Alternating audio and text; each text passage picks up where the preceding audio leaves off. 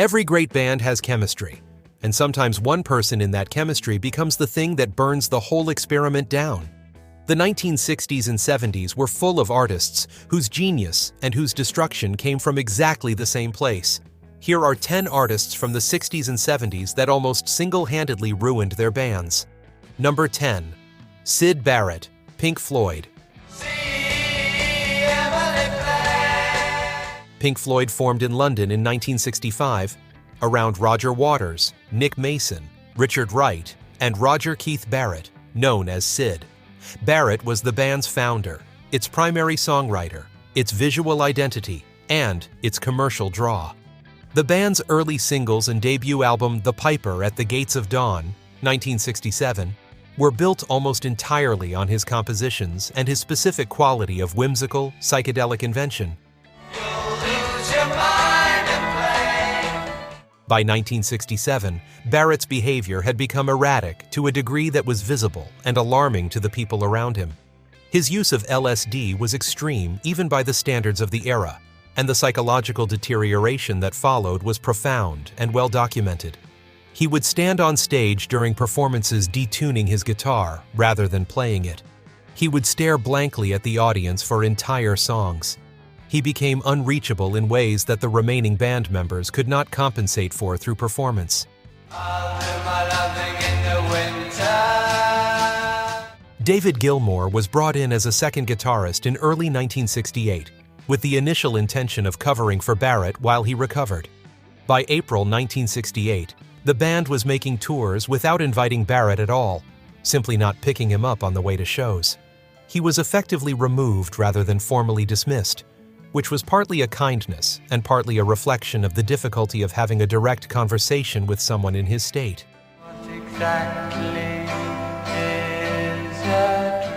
Barrett released 2 solo albums, The Madcap Laughs and Barrett, both in 1970, before withdrawing entirely from public life.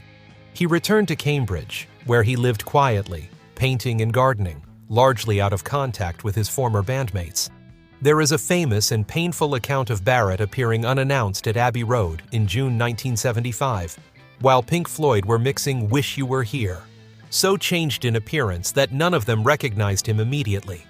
Roger Waters has said the encounter reduced him to tears. Barrett died in July 2006 at the age of 60. Pink Floyd went on to make Dark Side of the Moon, 1973, Wish You Were Here, 1975, Animals, 1977, and The Wall, 1979. The band they became without him was, in many respects, shaped by his presence and then by his absence in equal measure. Number 9. Pete Best, The Beatles.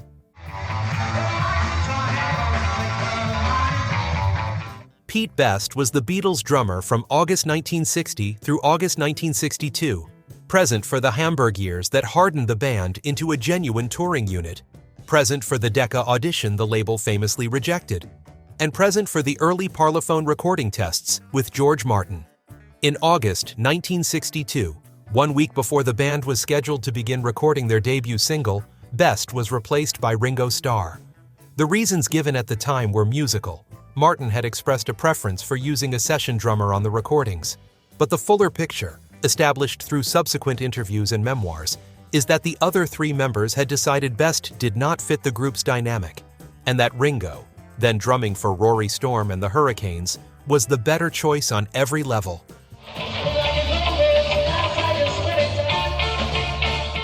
Best did not ruin the Beatles. He was removed before the commercial peak. But the case for his inclusion is the specific question of what would not have happened without the change. Ringo Starr's drumming, personality, comedic timing, and specific place in the band's chemistry were not incidental. They were constitutive.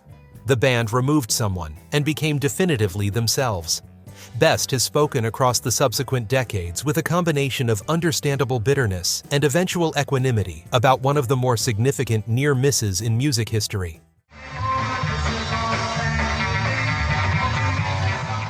Number 8. Grace Slick, Jefferson Airplane.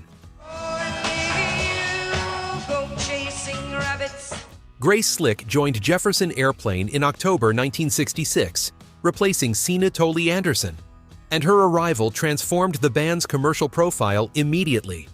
Her voice, a powerful, precise soprano that could project authority and menace simultaneously, was one of the defining sounds of the San Francisco psychedelic era. Somebody to Love and White Rabbit, both from Surrealistic Pillow, 1967, were her compositions or arrangements and became the band's commercial breakthrough. The problems Slick created for Jefferson Airplane were behavioral rather than musical. Her alcohol consumption throughout the late 1960s and 1970s was severe and unpredictable. She was arrested multiple times. She was abrasive in ways that strained relationships within the band and with the people around it. She was arrested in 1971 after a confrontation with police at her home in Tiburon, California. In 1974, she drove her car into a seawall in Marin County and was charged with drunk driving. She was removed from a White House event to which she had been invited by Richard Nixon's daughter, Tricia, having planned, according to Slick's own account, to spike the president's tea with LSD. Security recognized her as a known anti-war activist and turned her away at the door. Jefferson Airplane dissolved and reconstituted as Jefferson Starship in 1974. Slick continued with the reconstituted band and was removed from it in 1978, following an incident on stage in Germany, in which she swore repeatedly at the audience before leaving the stage. She rejoined in 1981 and continued with the band until 1988. Her musical contribution across these years was genuine and important. Her behavioral contribution to the band's stability was not. Slick has addressed her drinking and her behavior with candor in her memoir, Somebody to Love, 1998, and in various interviews, acknowledging the difficulties her behavior created, while also describing the specific cultural context of the San Francisco psychedelic scene as one that normalized certain kinds of excess. That normalization was real. The consequences were also real. Number 7. Dennis Wilson, The Beach Boys. Dennis Wilson was the only actual surfer in the Beach Boys. His brother Brian and his cousin Mike Love had created the surf music mythology without surfing themselves. Dennis was the drummer. He was also the band member most associated with the lifestyle that the songs described, and he was the one who most thoroughly lived it out.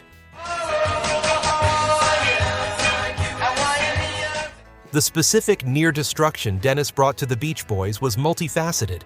In 1968, he allowed Charles Manson and his family to live at his home on Sunset Boulevard for several months.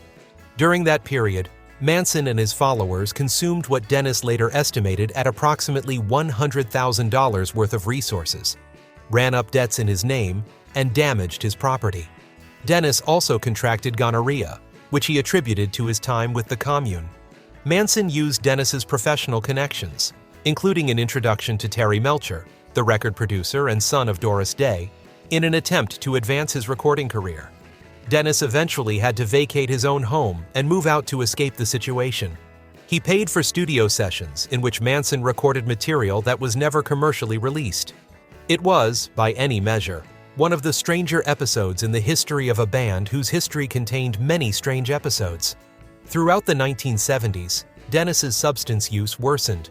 His solo album Pacific Ocean Blue, 1977, was critically acclaimed and genuinely excellent, demonstrating that he had songwriting and performing gifts beyond his role in the band. But his reliability as a performing member deteriorated, and the combination of his personal difficulties and the band's own commercial decline put sustained pressure on a group that was already navigating serious internal tensions. Dennis Wilson drowned in Marina del Rey, California, on December 28, 1983, at the age of 39.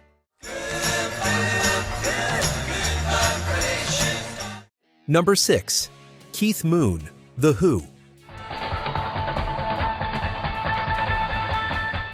Keith Moon was the most theatrical and most destructive rock drummer of the 1960s and 1970s, and his performance style, the fills that went everywhere, The physical energy that seemed to belong to someone operating without a restraining force was central to what made The Who sound like The Who.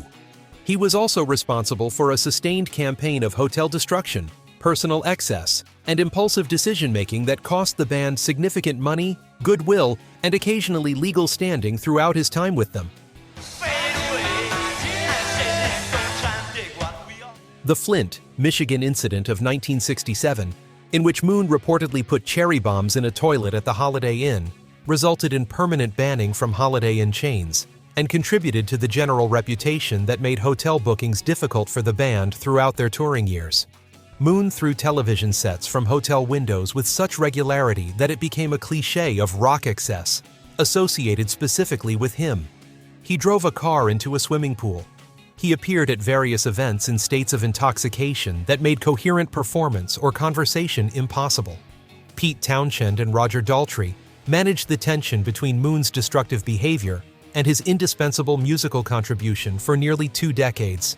Moon died in September 1978 at the age of 32 from an accidental overdose of the sedative heminevrin, a drug prescribed to manage his alcohol withdrawal. The Who continued with a replacement drummer, Kenny Jones, formerly of the Small Faces, but have acknowledged in various contexts that the specific chemistry of the original lineup was not reproducible. Moon was so central to what they were that his absence was not simply a loss, but a transformation. Pete Townshend has said in interviews that The Who effectively became a different band after Moon's death, one with a different relationship to chaos and to the specific kind of danger that Moon had always introduced into their performances. Number 5. Brian Jones, The Rolling Stones. My sweet Lady Jane. Brian Jones founded the Rolling Stones in London in January 1963 and named the band. He was the group's de facto leader in its earliest months, the one who booked the first rehearsal at the Marquee Club, the one who placed the advertisement that brought the band together, and the most serious student of the blues music that the band was built around. By 1967, he had effectively been eclipsed within the band he founded by Mick Jagger and Keith Richards, whose songwriting partnership had become the band's creative center. Jones's deterioration followed a pattern similar to Barrett's, with heavy drug use producing increasing psychological instability. He was convicted of drug possession in 1967 and again in 1968. His physical condition deteriorated. He became unreliable in the studio and during tours, unable to contribute at the level the other members required. His final substantial performance with the band was at the Rolling Stones Rock and Roll Circus filming in December 1968, where his presence was notable primarily for what it lacked compared to his earlier capabilities. In June 1969, Jagger, Richards, and Charlie Watts met with Jones and informed him he was being dismissed from the band he had founded. Jones was replaced by Mick Taylor, who joined in time for the Hyde Park concert that the band dedicated to Jones's memory 3 weeks later. Jones was found dead in his swimming pool at his home in Hartfield, East Sussex, on July 3, 1969. He was 27 years old. He is widely considered the first prominent member of what later became known as the 27 Club, the informal designation for musicians who died at that age, which subsequently included Jimi Hendrix, Janis Joplin, Jim Morrison, Kurt Cobain, and Amy Winehouse. The Stones dedicated their Hyde Park concert, 2 days after his death, to his memory. Mick Jagger read from Percy Bysshe Shelley's poem Adonais at the concert. Thousands of white butterflies were released. The band had just replaced the person they were ostensibly honoring. My sweet Lady Jane. Number 4. John Phillips, The Mamas and the Papas. John Phillips was the primary creative force behind the Mamas and the Papas, the arranger, the chief songwriter, the producer who shaped the group's signature sound. California Dreamin', Monday Monday, dedicated to the one I love. The catalog he built with the group between 1965 and 1968 was one of the most concentrated of the era. He also ran the group as a more or less authoritarian creative director, controlled the finances in ways that the other members later described as less than transparent, and was developing a serious drug dependency that accelerated as the group's commercial peak passed. The Mamas and the Papas dissolved in 1968, partly because the personal relationships within the group had become untenable. Phillips's marriage to Michelle Phillips, the fourth member of the group, was deteriorating in ways that affected the chemistry of every session. His drug use was escalating. His creative contribution was diminishing relative to what it had been. Phillips's post-Mamas career included the composition and production of the Monterey Pop Festival in June 1967, the event that introduced Jimi Hendrix and Janis Joplin to mainstream American audiences and established the outdoor rock festival as a cultural form. It was a genuine achievement. His post-Mamas personal history was less so. Decades of severe heroin addiction damaged his health, his relationships, and whatever musical output remained. He was convicted of drug charges in 1981. He underwent a liver transplant in 1992. He continued recording and performing sporadically until his death in March 2001 at the age of 65. The other members of the group, Cass Elliot, who died in 1974, Michelle Phillips, and Denny Doherty, who died in 2007, each had complicated things to say about him in their various accounts of the group's history. And none of those accounts were simple. Number 3. Sly Stone. Sly and the Family Stone.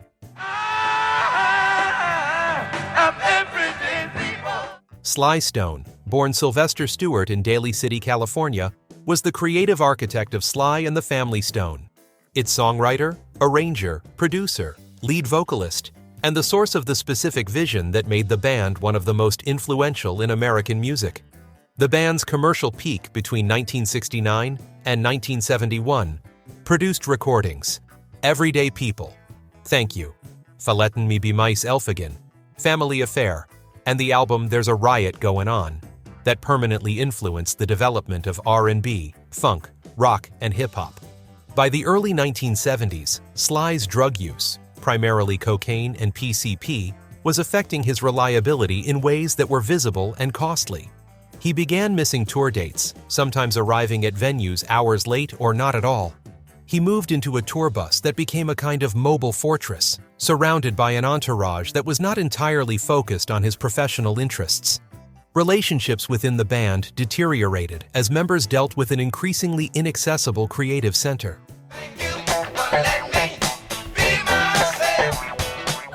The recordings he made from 1971 onward showed his genius fragmenting under the pressure of his personal difficulties. There's a Riot Goin' On was recorded largely by Sly alone, replacing band members with drum machines and overdubs, and its dark and druggy texture was a radical departure from the joyful ensemble sound of the earlier records. The band effectively stopped functioning as a collaborative unit. Several members left. Sly continued under the name through the 1970s, with changing lineups that bore little resemblance to the original Family Stone. The original configuration that had produced the great records was finished. The specific cultural loss of what happened to Sly Stone is difficult to overstate. The band had achieved something unusual, a genuinely multiracial group performing music that crossed racial lines at a moment in American life when that crossing was politically charged. And Sly's personal disintegration took not just a band, but a specific cultural possibility with it. George Clinton, Prince, and virtually every significant funk or R&B artist of the following 2 decades acknowledged Sly Stone's influence directly. The influence came entirely from the records made before the disintegration.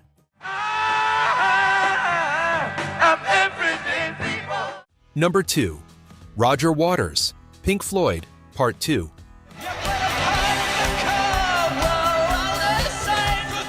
Roger Waters joined Pink Floyd as its bassist and co-founder, and after Syd Barrett's departure, he became the band's primary creative driver. Dark Side of the Moon, Wish You Were Here, Animals, and The Wall were all built primarily around his conceptual vision and his lyrics. He was the most intellectually ambitious member of the band, and the most controlling.